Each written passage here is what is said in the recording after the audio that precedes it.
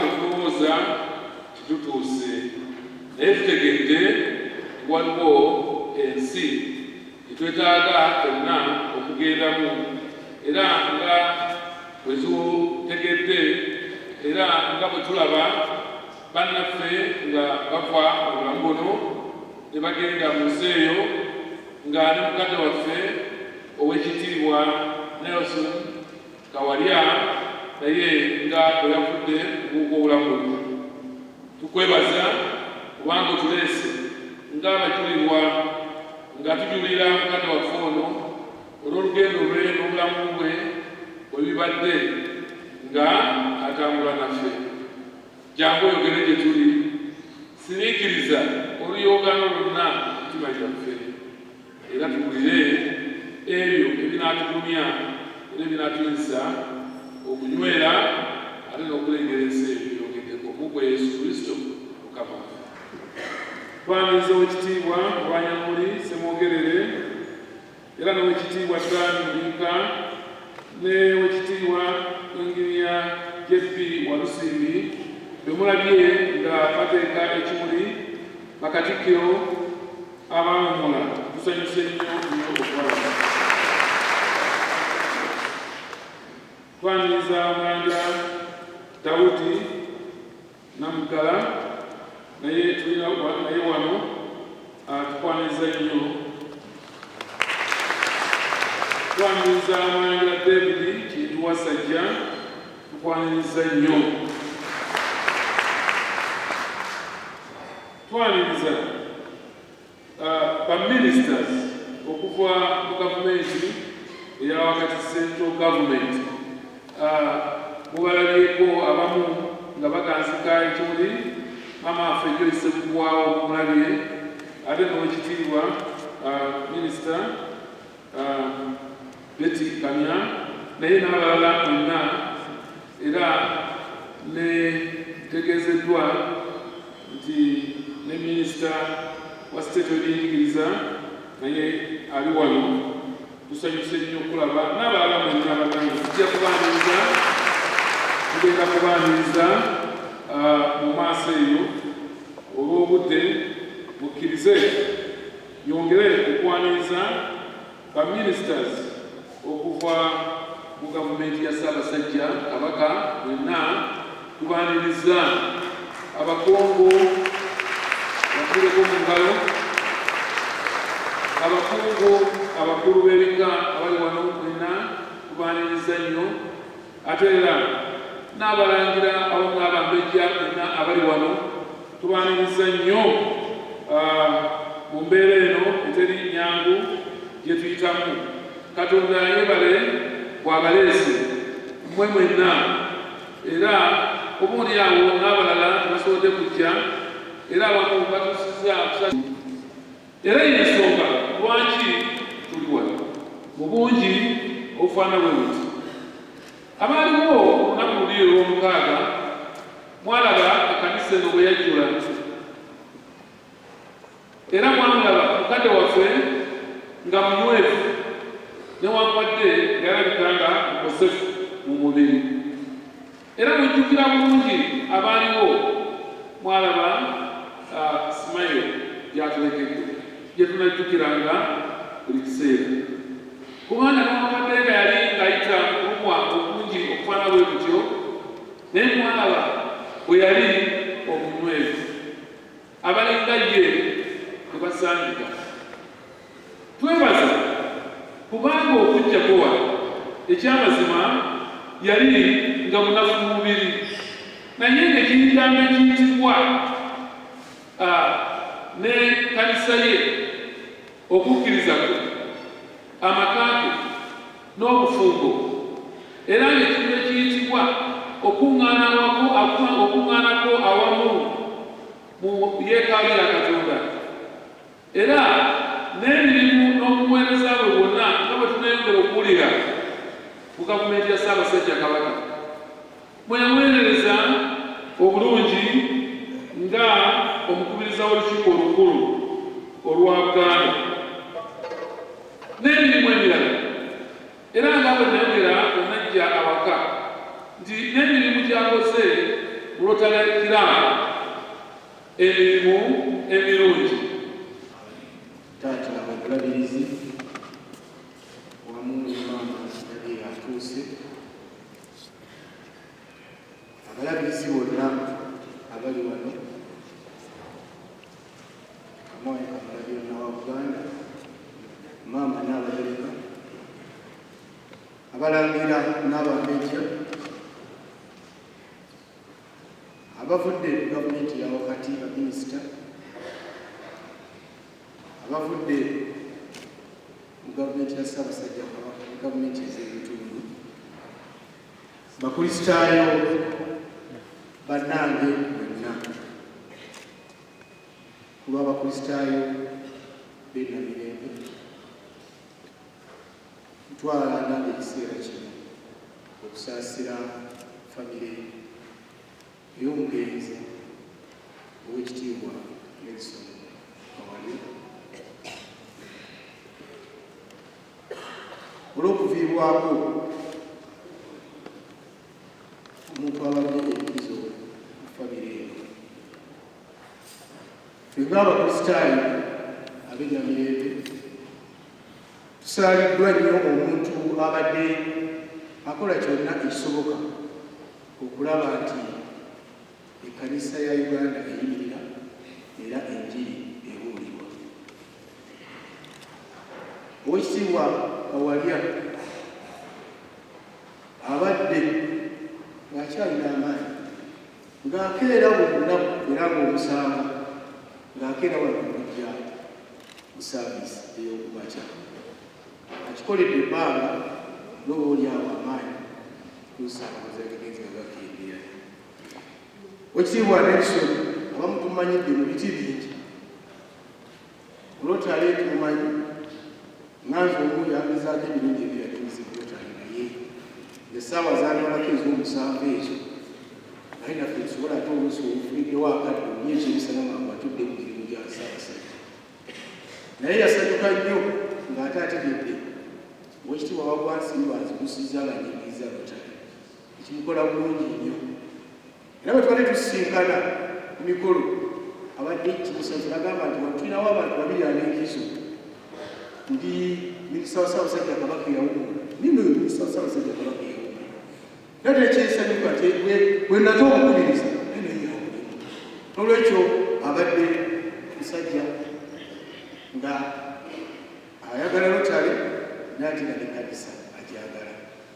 Tujjukira nnyo obuweereza bwe, tugenda kujjukira nnyo emirimu gye, kubanga obuweereza bwe bwonna bwe yaweereza ng'omukubiriza twabeerawo, kubanga wabeerawo oluusi mu buweereza bwe naye twali tusiibula omusumba omu, naye oluusi owulira nga waliwo okukubagana, naye obuweereza bwe bwonna yavaawo nga twabaddeewo kusika mugwa kwonna mu buweereza bwe obulabirizo bw'ennamirembe. Era asaba ekyo ekimukubireko mu ngalo.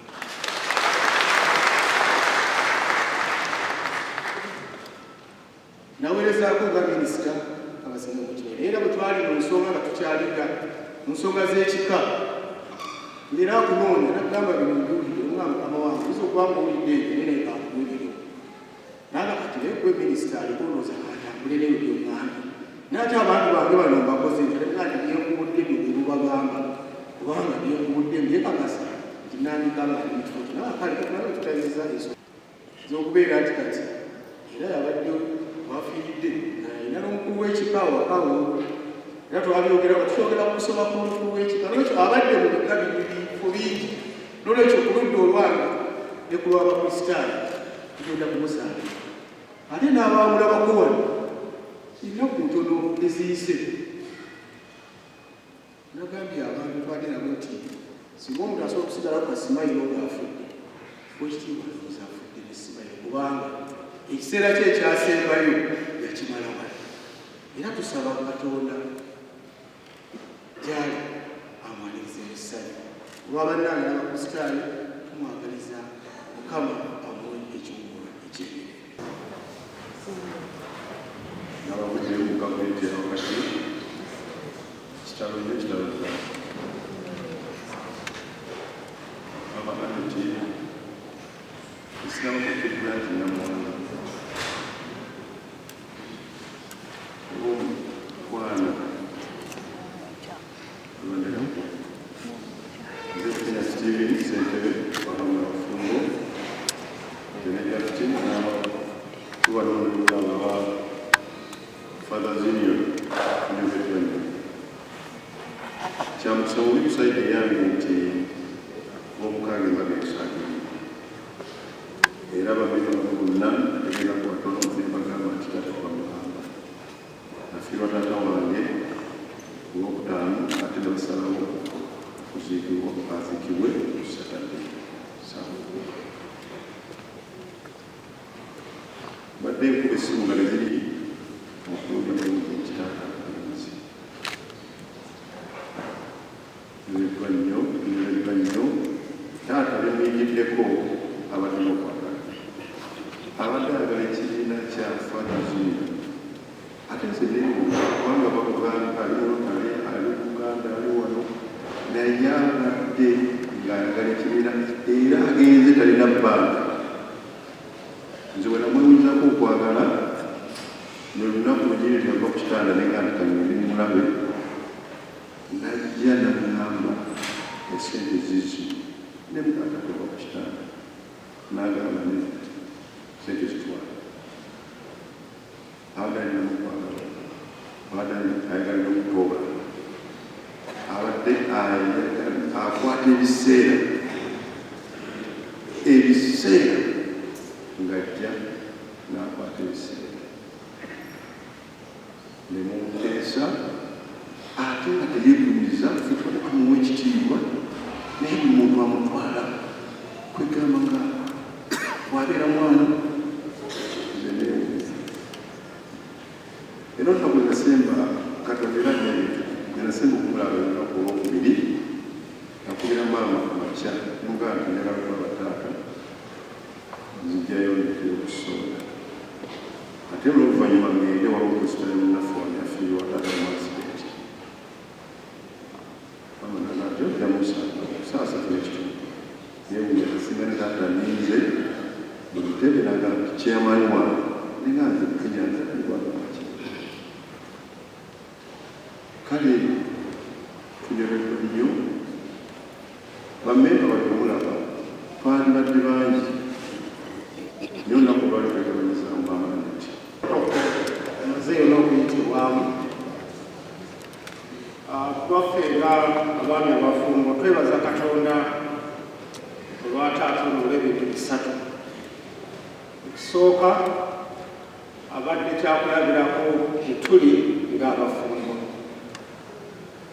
era kino ekyakaggwa kyeraga kyokka emyaka 50 bufumbo obutukuvu si kintu kyamu kubanga Katonda akuwa obulamu ate n'akuwa n'ekirabo ekyo ekyokunyweza obufumbo obwo twebaza Katonda olw'ekyo ekyokubiri taata oyo abadde nga akolagana n'abafumbo bonna ku siteegi zonna akolagana n'abavubuka abakayingira mu bufumbo badogera wa myezi 6 taata oyo asobola okukwata ate mutambula naye bulungi ate nga abadde wa kitiibwa wadogera mu myaka 20 taata oyo mutambula naye bulungi era wadogera wa myaka 6 taata oyo mutambula naye bulungi abadde nga lyebwezi zonna mukolagana naye bulungi twebaza Katonda olw'ekyo naye kisembayo twebaza Katonda nti taata mu bulamu bwe yasalawo okufuna ekintu ekyomuwendo okukkiriza Yesu Kristo okubeera omulokozi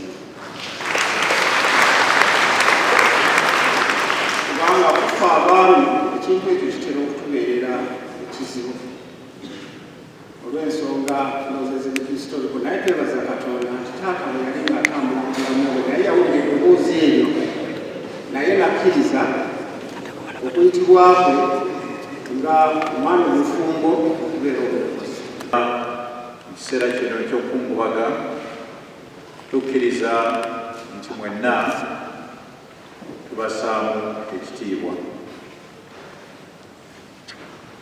olunaku olw'omukaaga twali wano era ne tusanyuka essanyu lingi olwa bannaffe ow'ekitiibwa Nelson ne maama Annette Kawalya Katonda watambuza olugendo olw'emyaka 50 mu bufumbo era nga Fathers Union nga bagambye ne tulaba ekyokulabirako ekyo Mukama kye yatuwa ne twebaza naffe yatuulaawo era baali banyumiriza ebirayiro najja mu maaso wano naye ng'olaba ng'omubiri munafu naye nga musanyufu.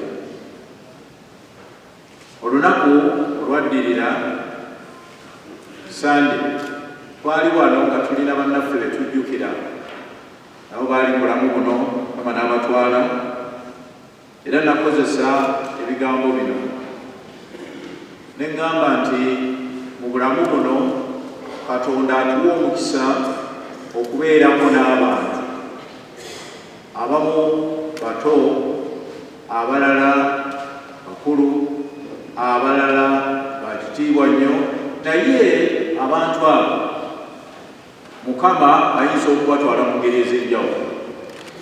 Bw'agenda nga muto ne tugaa nti abadde muto nnyo okufa, bw'agenda nga mukulu Bayibuli nga bw'egamba tuyinza okugamba nti naye Mukama amukuzizza obulamu. Kale nno bwe twamala ebyo ne tugenda mu kyalo kubanga embeera yaffe y'abawumuze bwe tubeera nnyo mu kyalo tetwamanya biri eno naffe oluvannyuma lwawo obulamu bwagenda nga bunafu okutuusa olunaku lwajjo lwe baatukubira ne batugaa nti mukwano gwaffe tasobodde kukeesa. Kale nno maama n'abaana abazzukulu abooluganda n'ab'emikwano ffenna kitalo okuviibwako mukwano gwaffe ono akano omugenzi ow'ekitiibwa Nelson Kawalya. Naye tulina okwebaza kubanga olugendo lwatambudde Mukama amubedde era nze njagala okwebaza Katonda kubanga abaafuna omukisa okulaba ku katabo ako twakozesa ku lunaku olw'omukaaga abantu bangi abafuna omukisa okuwandiika obubaka. Oluusi tetubeera na mukisa ogwo, oluusi bwe biwandiikibwa nga kaakati n'ebingi ebyawandiikibwa ne basiima Katonda byamubedde okukola era twali nga tutunuulira nti abadde Katonda amubedde okuweereza ekkanisa n'aweereza Ssaabasajja Kabaka era n'aweereza ne mu Uganda yonna era abaaliwo baaliwo nga bawandiika ne bajuliza oba slogan oba motto ey'aba Rotarian service above self. Kale bwatyo munnaffe oyo bw'abadde mu buweereza bwe. Kale twebaza nti ebingi byayogerwa oba byawandiikibwa ku muntu ono kaakano agenze. Nze njagala okwebaza mu bino malirize. Kisooka ffe tuva Kiwenda era abadde musaale nnyo mu kukubiriza tuzimbe ekkanisa enneneko esinga ku yaliwo era buli omwezi ogusooka mu mwaka essande esooka oba yakubiri ng'atukubiriza tugende tusabire ekiwenda. N'olwekyo Katonda amubedde teyakubiriza bukubiriza bulabirizi n'aleka oba takubiriza nkiiko ndala n'aleka naye n'ewaffe abadde nga atukubiriza era amutuuza bwe tunaayita okugenda ebuyuki olw'enkya. Wano mu Lutikko muwulidde buli lunaku era nga bw'okeera wano nga ebimu ku bidduka by'oteekeddwa okulaba ye Pajero enjeru eyo agamba nga kitiibwa mwali muno. N'olwekyo ajjumbidde nnyo okunoonya Mukama nga bwakyayinza okulabika nga bayibuli bwegamba. Ate era bannange bamanyi nti wano ku nnaku enkulu nga entebe ezo ziteekebwawa abalala nga Mukama abawadde obuvunaanyizibwa obw'enjawulo mu bitundu ebirala nga toyinza kubulwako Oweekitiibwa Nelson ne Maama Anet Kawalya. Ate era munnaffe ono abadde nga Katonda yamuwa, kubanga mbaddeko naye ne mu nsonga ezizitowa ennyo ng'amanyi okukwata ensonga mu ngeri ey'ekisajja kikulu, ng'oyinza okulaba nga gwe olinga atetemuka naye ng'agenda nkola n'obwegendereza naye n'abayamba okuggusa ensonga eyo. N'olwekyo twagala okwebaza Katonda olw'ekirabo ekyo, era njagala kwebaza Katonda nti awamu n'okukkiriza Mukama waffe Yesu Kristo, omuntu olina okunyiikira okunoonya Mukama nga bw'akyayinzika okulabika, kubanga olugendo luno alutambula asaba eriireso obutagira ki kyaffe ekyokusaba mulimu ebigambo ebigamba nga tulambula abalwadde nti eri omukkiriza mu Kristaayo mu bulwadde oba mu bulamu ekiruubirirwa kuweesa Katonda kitiibwa, kubanga oluusi olumbe lutuluma era abamu ne bawunguka. Yenna abajja okukulaba abamu byali nga bane kaakala nga bayinza oga nti mwana wange okusoma musome naye mutambuleeko. Kakati mugende munnamu okumusiiba ng'ate yatambulamu wano mwogerabirana ate nga yakolaki ng'ate yatambulamu ndowooza mutegedde okuwulira amanyi okuma ku mumbi. Naye Katonda yeebazibwe abatambula olugendo ne balutuusa ku nkomerero ne tugamba nti bafudde bafiiridde Mukama waffe. Nange kyensaba era ndowooza naawe kyosaba, naye munnaffe tukungubaga kubanga munnaffe agenze naye afiiridde mwani mu Mukama waffe. Emyaka nga nja kwogera abali batanayogera, emyaka nga 2022 sometime nagamba Nelson nti tugenda kukuza emyaka n'omukyala wange mu 2023, that was next year, would have been next year. Nange oguddako mpeza ataano naye nagattako nagala nti Mukama bw'anaaba atuusizaayo. Naŋŋamba James Bwakika gwojja okuba chairman wa komiti eneetegeka okukola emyaka ebiri n'ekituuse. Last year ne tucelebrating nze ne mukyala wange emyaka 4. Nelson naŋŋamba nti amaanyi nga wulira nja kutuusa emyaka 5. Tutandika ddi ne mugamba ssebo muno okuwulira.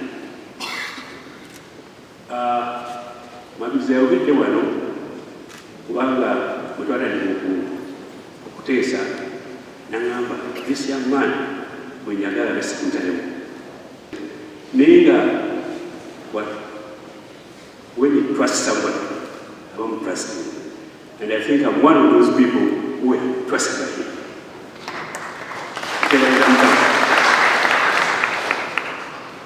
Nelson yambulira ku kintu nga omanya nti obulwadde bwetebwogerako nnyo naye nga butsewo n'ebidetails ng'amanyi kijja kushengana muntu mulala yenna. Nelson tutambudde naye Rotary emyaka mingi. Naye tuzakugere straight to why am I here. Nelson wamala okuŋŋamba ekyo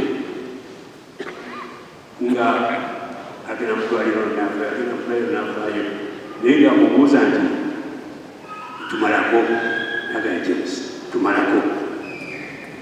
Kaakati mwali mulabyemu Tegeka funeral organization ng'akyali mulamu n'alikwasa omuntu. Ffe tuyinza okugamba tubadde party after party. Ku Saturday, during the meeting, nga tubali meeting, nakigeza okulaba nti tesuka walawo. Naye ng'ekyankozesa ekyo nga njagala Nelson awummule. Meeting yasembayo yaliwo ku Lwokuna. Nelson amulabaako ennyo bwa Nelson okwoye bakutwale n'agala James obwati bufa amagoba. These last bits, they are so important to me. Ne mwegayira kusa kuyakiriza abaana n'omutwala. Now, that was on Thursday. Was it Friday, Saturday? Saturday. It was a Thursday. Saturday, tusiika naawo nga kamumotoka. Nga Nelson omalago n'akamalago ngamba mafeerazo. Nekujja, nekona ekigwa wano, netugenda mu reception. To walk him to the reception, Annette yamukwata omukono ogumu, zinamukwata omukono omulala. Nanga James nsabira simanyi owamalago. Naye Mukama n'atubeera bwe yamala okutuula wansi asetule. And the rest is mumanyi. My view nze ndowooza mumanyi abadduka akafuutu bwatuka kabwa n'aveeri ne bamuwujja n'okumuwujja. Nelson had promised Annette nti okukola okuno kujja kubeerawo. Ke kaali akagwa ng'alina okutuuka. Era nzindowooza nti bwe yatuuka n'agamba nti delivery my promise. What else? Bino nga bagambye nti yannonda okukola omukolo ogwo. Era kino ekyagwawo wafamira ngamba nti ate wakikawo yangenze ati tunalonda komiti endala. Era komiti yaffe egende mu maaso. Nyimiddwa n'okwebaza komiti ekoze mumanyi akantu ako kebayita sweet and sour abachina bakalina yakogerani sweet and sour dish kwegamba nti tubadde ne sweet netugereze champagne. So Nelson yannonda ekola omukolo guli kulina guli naye laga twetugana ne bannaffe Nelson yali mutuwabantu ndoza Mukama naye nakimwa namugamba nti obayite musanyuke ndyoke nkutwalira gyendeka okutwala. So n'atuyita n'atukolera kapate atubadde ku pate endala gyetumaliriza omale. Annette nkwebaza okujjanjaba wakikawange watubadde wakikawange. Nga ne Annette ayinza okwerabira nawe wakikajja olyo tulasika wakikatu nze oli mukyala wange. Webali kunzijjanjabira wakika abantu bakatonda mwenna bannaye twagala nnyo okwebaza abatukwatiddeko the Golden Jubilee finance nabidibaddewo ne kino kyetugenda okumaliriza. Mwebale nnyo bannaffe mwebale ddala. Nelson was an amazing person. Byonna bimwogeddeko bituufu. Last year ekirayiro kyesibudde nga kiba bulungi. Nelson ng'ayagaliza ekintu ekiriwo nga Nelson ayagaliza omuntu.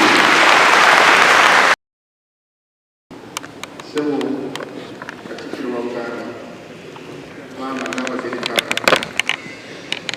abakungu okuva mu gavumenti ya Ssaabasajja Mengo, abakungu okuva mu gavumenti eya wakati, bassebo ne bannyabo, bakungubazi bannaabwe, kitalo nnyo, kitalo ddala.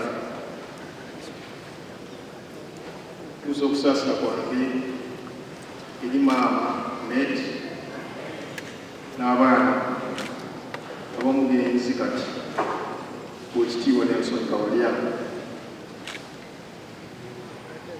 Nelson Kawalya abadde mukwano mwange oboolyawo mubbanga ettono lyemumanyidde. Nelson Kawalya abadde mwami wa kitiibwa aw'abantu ekitiibwa Nelson Kawalya abadde ampanya ekitiibwa nze ng'omuntu era ng'oluusi kinsukkako bwe mbeera mu maka ge. Twebaza nnyo Mukama olw'obulamu bw'Oweekitiibwa Nelson Kawalya.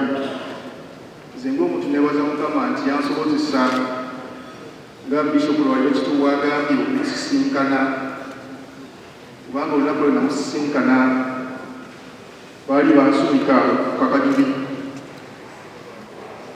Watamanyi kusumika, bw'oba bakusumika toyogera, balala be boogera. Naye eyansumika yayogeranga, Oweekitiibwa ye ankuba obwama. Yagamba olaba abantu bano abali wano bonna bagendagenda, osigale wekka. Ebino bwe binaaba biwedde, ojja kujja ewange twogere. Era agendayo ne Dr. Sebo n'omuyimba wange ne tutandika olugendo lwaffe olw'obukulembeze bw'ekika ky'Enseenene. Oweekitiibwa Nelson Kawalya antendese nnyo obukulembeze naddala mu Bwakabaka. Oweekitiibwa Nelson Kawalya anjigiriza bingi oboolyawo ensandiize. Oweekitiibwa Nelson Kawalya anjigiriza nnyo obukulembeze obw'ekisajja ekikulu. Era tulina bingi bye tutandise, bye tutambuza era bye tukyatambuza ng'abakulembeze. Oweekitiibwa Nelson Kawalya yabadde atuseesaamu, yabadde atuuzaamu amaanyi era tutuuse ku bingi oboolyawo ebibadde tebibangawo mu kika kyaffe. Bassebo ne bannyabo, nze ng'omuntu nali siraba ku muntu mukwano gwa Ssaabasajja, naye Nelson Kawalya nakimanya kyali mukwano gwa Ssaabasajja. Era lumu naliko mu ddiiro lye, simanyi bwe yakikola, bagamba bakuneeragirako bakunaga nti alina mukwano gwe ow'enjawulo, najja esimu n'amukubira. Saalowooza, saamanya kyakulowooza, oli bw'ayogera ne Ssaabasajja bw'alina kweyisa, naye yayogera n'omuntu nga bw'ayogera ne mukwano gwe. Era bwe yava kusimu ne mubuuza okakaso yabadde Ssaabasajja. N'ambuuza gwe towulidde eddoboozi lye. Nelson Kawalya abadde musajja wakusaaga nnyo, wa mukwano nnyo, abadde n'ebbugu mwe liyitamukuwaako, ng'omukwano gwe n'esimayo buli kaseera bibeerawo, ate nga yeerowooza ku nsi kuno tekubaddeko kizibu kimusinga bunene. Ebizibu ebisinga nga tubimutwalira, ne tubigonjoola, ne tutambula. Bassebo ne bannyabo, akanasembayo bwe nali nakayigira mu bukulembeze bw'ekika ky'Enseenene, nafuna ebizibu bingi ng'omuntu. Nelson Kawalya yagamba nti abantu balowooza oli mwana muto, naye gwe kiri gy'oli okubalaga nti oli musajja mukulu. Lumu twali tutambula mu mmotoka, n'ambuuza nti mbuulira abantu babiri ba Bishop mu Uganda muno bw'oyagala bagatte ku mbagayo, bw'omala ombuulireko omu bw'oyagala gatte. Ne mubuulira nti njagala nnyo Bishop Lwalira Kityo, kubanga nali mulabyeko nga ndi muvubuka muto, n'asanyusa, naye ate njagala nnyo n'akibishop kubanga yakibishop. N'agamba kati olutulondeko ani? Ko nze ndowooza tugendere Lwalira Kityo Bishop. Nali nakakibalo n'agamba kiwedde, n'alaga message ku ssimu nga Bishop Lwalira Kityo akkiriza angatte muvubuka. Tutandika olugendo, n'agamba kati baatisa okufuka omusajja, era ku mbaga yange yaliwo, newankubadde yansuubiza okuzina amazina n'atazina naye nga yaliwo. Bwe nali nakayigira obukulembeze bw'ekika ky'Enseenene, nakubwa mu kkooti ya Kisekwa, abangi temumanyi. Nali sigiwulirangako, nali sigimanyi, nga simanyina bwe weeyisa ng'oli mu kkooti onansaasira sibeerangako mu kkooti obulamu bwange okugyako eya Kisekwa. Naye kkooti ya Kisekwa buli kyoleeta kikola, oleeta ekyobulimba nti ennono yeewamwe twatwala ekyo. Era waliwo abaali batukozeeko effujjo lingi, naye lwali lumu n'agamba kansitupe nzije. Bwe yajja n'aggyayo amazima gonna ag'ekika ekyaffe eky'Enseenene, abantu bagamba nti bulijjo tutambulira mu butamanya naye otuyambye nnyo. ssebo ne banyabo emisango egy'ebwakisikwa yawandiikirwa ebbaluwa nga banfuta okugendayo gisalwe nga 18 Desemba 2024 Olwokusatu bwe nazuukuka ku makya okugenda ewakisikwa muzzukulu n'ankubira essimu n'agamba nti Oweekitiibwa agenze. Ku mbeera gye twali tuyiseemu ze nali nsazeewo ng'omuntu nti okuggyako ng'azizeeyo naye era yali neesibyeko nnyo tuddeyo olusembayo era nali mugambye nti bw'otajja nange sijja kijja kuba kya buli azaabwaja singa sikyogera bulungi nga 18 emisango gye nali nina ewakisoma gyonna gyanzigibwako.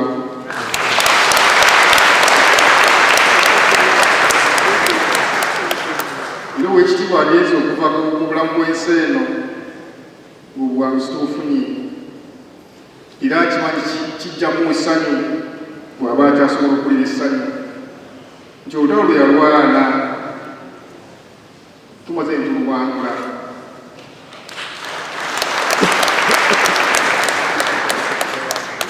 Twebaza nnyo bonna abazze bawagira enteekateeka zonna ze tubadde tutambuliramu nga bakulembeze. Oweekitiibwa Nelson nga wali awo oli abatamanyi abadde atuyamba nnyo ku nsonga z'obutakalipala era abadde n'abamuyambako bangi. Twebaza nnyo, mwebale kutuyamba kulaba nti omutaka waffe abeera omutaka ajjudde. Twebaza nnyo naawe bonna abatambudde naffe abaseenene mu nteekateeka eno. Mwebale nnyo, mwebale ddala mu byonna tusaba Mukama awumuze mukwano baffe oyo mirembe etusinze nnyo ayisa abasajja twakomya obubi. Munna bizinesi tumbula bizinesi yo ng'olanga naffe wano ku Wonders Just ku ssente ntono ddala olwofuna obukadde n'obukadde bwa bakasitoma. Mulimu ki gw'okola? Duulanga naffe tojja kwejjusa, nkiddamu tojja kwejjusa. Okumanya ebisingawo tukubire ku nooti 755 57 44 18. Wonders Just okuyamba guba mutima.